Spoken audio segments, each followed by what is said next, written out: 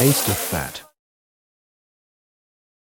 截至2025年12月18日，分析港股通14個大板塊資金流向。如果睇5日資金流，表現最好嘅板塊係消費商品，大概流入資金40億，而其中1211比亞迪股份大概流入資金10億。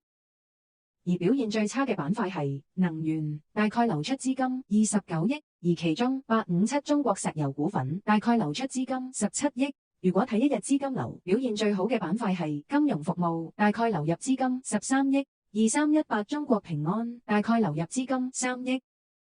而表現最差嘅板塊係消費服務，大概流出資金3億，6610飛天運動大概流出資金4億。港股通5日持倉百分比最大增幅股票分別係2562思騰控股、3033南方恒生科技、1528紅星美凱龍、6166劍橋科技，分別增加4.9%、3.4%、2.7%、2.6%。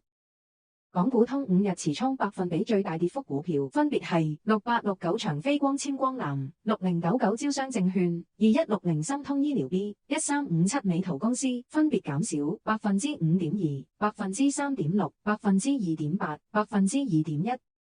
14個大板塊，港股通5日持倉百分比最大增幅股票：金融服務、互聯網和科技、資源、基建、地產建築、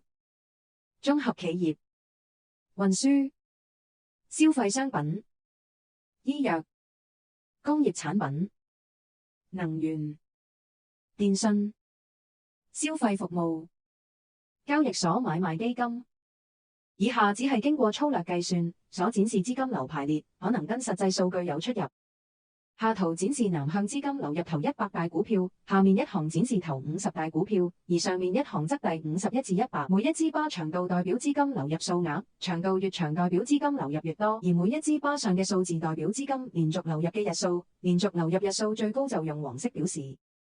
如果喺頭50大南向資金流排列之上，再加上相關股票嘅陰陽燭圖，喺新加部分嘅第一行裏面，黃色粗線為南向資金持倉比率，右邊 Y 軸為相關百分比數值，第3行為相關股票港股通南向資金流，紅色代表資金流出，綠色代表資金流入，而每一支巴上嘅數字則代表相關股票當日南向資金流入或流出嘅排名。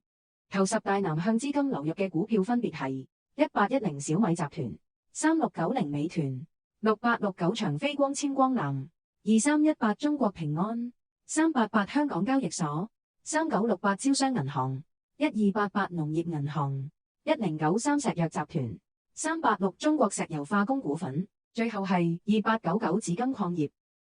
如果由最大資金流入改為最長連續流入日數，頭10大最長連續流入日數股票分別係1193和潤燃氣、6818中國光大銀行、3360遠東宏信、173嘉華國際、1405達世股份、1044恒安國際、3423招商恒生科技、3692漢森製藥、1211比亞迪股份，最後係1810小米集團。如果將第一幅圖轉90度重新排列，顏色改為以板塊去劃分，再按呢100隻股票不同板塊資金流入總和去排列，可見頭5大南向資金流入板塊分別係金融服務、電信、互聯網和科技、醫藥、消費商品。如果將呢100隻股票劃分為4個強弱類別，分別為弱勢、轉弱、轉強、強勢。暫時弱勢嘅股票有23隻，轉弱嘅股票有12隻，轉強嘅股票有30隻，而強勢嘅股票有35隻。維持強勢嘅股票可以劃分為12個板塊，股票數量有35隻。